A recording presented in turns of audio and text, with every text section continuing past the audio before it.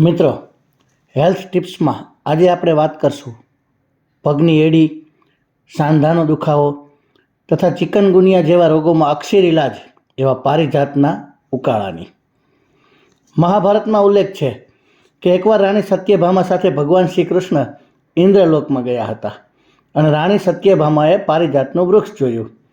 તેની સુગંધ અને તેના ઔષધીય ગુણો વિશે જાણી અને રાણી સત્યભામાએ ભગવાન શ્રી કૃષ્ણને કહ્યું કે મારે આ વૃક્ષ ધરતી ઉપર જોઈએ છીએ.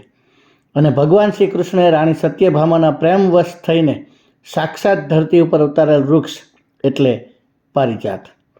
પારિજાતને જ્યારે ધરતી ઉપર લાવવામાં આવેલ ત્યારે એવું કહેવાય છે કે દેવરાજ ઇન્દ્રએ શ્રાપ આપેલો કે આ વૃક્ષમાં રાત્રે પુષ્પો ખીલશે અને ખીલેલા પુષ્પો સવારે આપમેળે ખરી જશે. આ શ્રાપને કારણે જ પારિજાતના પુષ્પો સવારે સૂર્યના કિરણો આવે તે પહેલાં જ આપમેળે ખરી જાય છે એવું લોકો માને છે.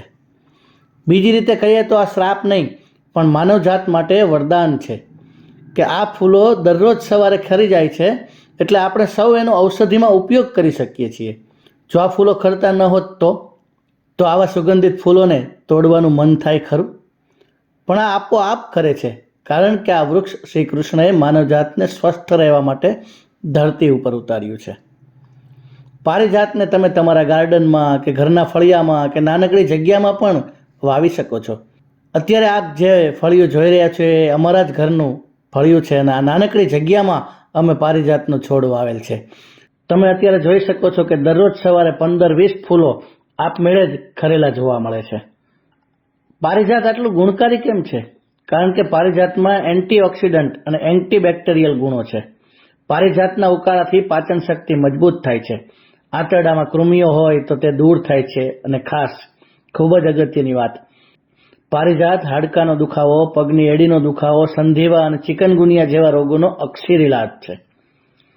પારિજાતનો ઉકાળો માત્ર 15-20 દિવસ પીવાથી રાહત અનુભવાશે અને નિયમિત પીવાથી નિરોગી રહેવાશે.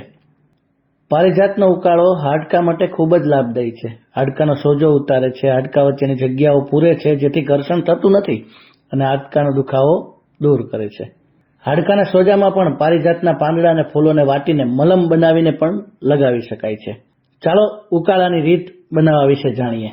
રોજ સવારે 4-5 પાંદડા અને 10-12 ફૂલો લઈ એક ગ્લાસમાં પાણી સાથે ઉકાળો. ઉકાળાનો કલર હળદર જેવો થતો જશે અને પાણી અડધો ગ્લાસ જેવું થઈ જાય ત્યાં સુધી ઉકાળો. પછી આ ઉકાળાને ગાળીને એક કપમાં કાઢી લ્યો.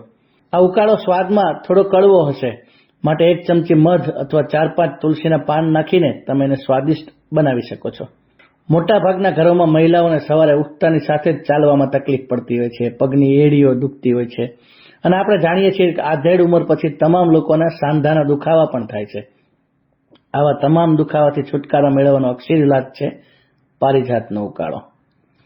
સર્વજન હિતાય સર્વજન સુખાયની ભાવનાથી આ વિડીયોને તમે અનેક લોકો સુધી પહોંચાડશો જેથી દરેકના ઘરમાં પારિજાતનું વૃક્ષ હોય અને એના ઉકાળાથી પરિવારજનો સ્વસ્થ હોય.